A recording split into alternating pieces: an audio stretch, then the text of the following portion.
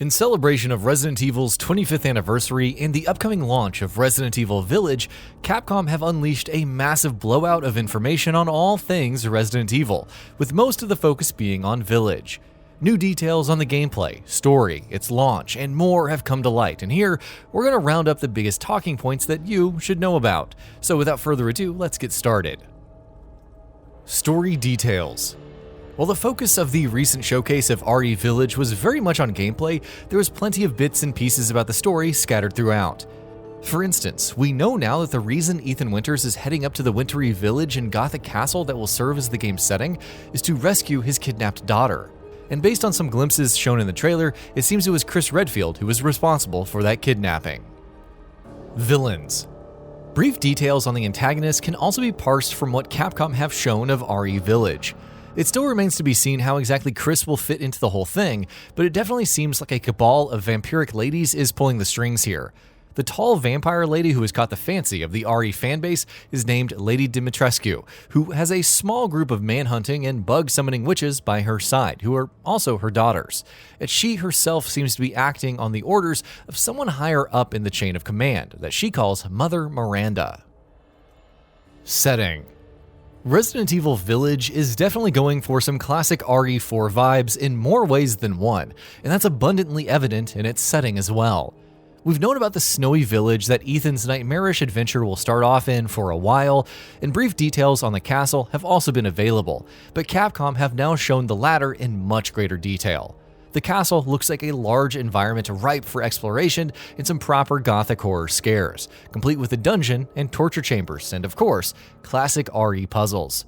Whether or not you'll be visiting any other locations after the village and the castle remains to be seen, though we wouldn't bet against it. Enemies. It seems Resident Evil Village is also going to address one of the biggest issues people had with Resident Evil 7, which was the lack of enemy variety. And Capcom certainly seem to be doing some bonkers things with enemies here.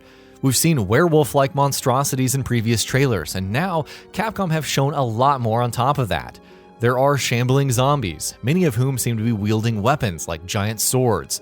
There's a massive monstrosity wielding what looks like a gigantic sledgehammer.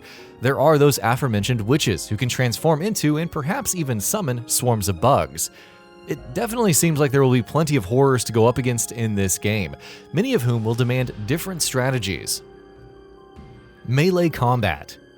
Based on what Capcom have shown of Resident Evil Village, combat is likely going to be a larger part of the experience than it was in RE7, though thankfully it's pretty clear that there's a huge emphasis on things such as puzzles, exploration, and actual horror.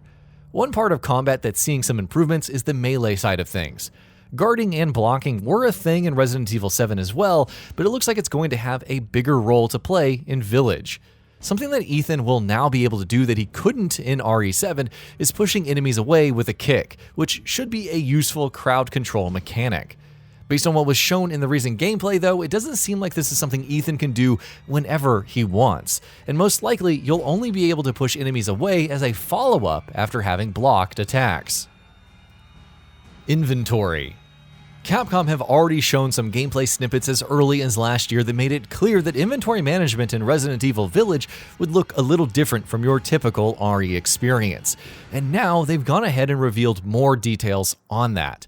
As they've explicitly said as well, Village is basically bringing back the inventory system of Resident Evil 4, which will see you arranging and fitting items into a grid-based box with a Tetris-style minigame. Meanwhile, crafting, which is an important part of any Resident Evil game, has also been integrated into the inventory system here, and you can expect to still be able to craft things such as bullets and health items. The Duke. Another major character that Capcom have shown off from Resident Evil Village is the Duke, who will be playing the role of the Merchant. Hello once again, Resident Evil 4 fans. His character design is definitely interesting to say the very least, and it certainly seems like Capcom have injected a lot of character into him to make every encounter with him memorable. Players will be encountering the Duke several times throughout the game, and will be selling supplies, ammo, and weapons, much like the Merchant in RE4. You'll also be able to sell weapons as well as upgrade the weapons you have in your arsenal. The Duke's inclusion, as well as the inclusion of the RE4 style inventory system, does raise some interesting questions. It seems like Village is going to handle weapons a lot like RE4 did, in that you'll be purchasing them from the shopkeeper rather than finding them as permanent items out in the game's world itself. Though, then again, we did see a brief glimpse of Ethan finding a rifle in a castle area, so maybe it'll be a mixture of both. Either way, with the inventory and the Duke combined, it definitely seems like weapons are going to be somewhat more disposable than they traditionally tend to be in RE games. Demo. Capcom is one of the few remaining major companies that still does traditional demos, and Resident Evil games in particular always seem to get one, so it's no surprise that a demo for RE Village has been announced as well. The Maiden demo is exclusive to the PS5, and it's out now. It is separate from the main game's story, and sees you stepping into the shoes of the titular Maiden as she attempts to escape from the castle that Ethan will also be traversing later on in the main game. The demo has no combat whatsoever, with a complete focus on exploration and puzzles, and you can expect to spot connections to it in the main game when you play it later. Finally, the demo features support for ray tracing and 3D audio. Additionally, though the Maiden demo is exclusive to PS5, PC and Xbox players need not worry about being left out. Capcom have confirmed that a second, separate demo will be released for all platforms this spring, though details on that are yet to be shared. Additions. As you might expect, those purchasing Resident Evil Village will have options for several different editions to choose from. There's the Deluxe Edition, which will include in-game items like the iconic Samurai's Edge, as well as the option to replace in-game elements with elements from RE7, such as the safe room music and the save typewriters being replaced by tape recorders. Then there's the Collector's Edition, which in addition to all the Deluxe Edition content, will have a steelbook case, a poster, an art book, a figure of Chris Redfield, and will come in a massive box. Meanwhile, Capcom will also be selling a bundle that will include both Resident Evil 7 and Resident Evil Village for those who want to dive into the 2017 title before jumping into its sequel.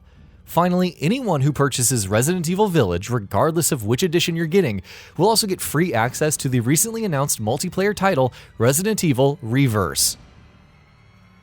Launch.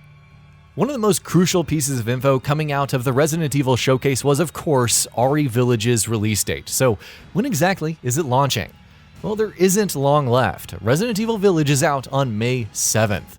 Additionally, while previously it was only announced for PS5, Xbox Series X and S, and PC, Capcom have now confirmed that the horror title will also be coming to the PlayStation 4 and Xbox One.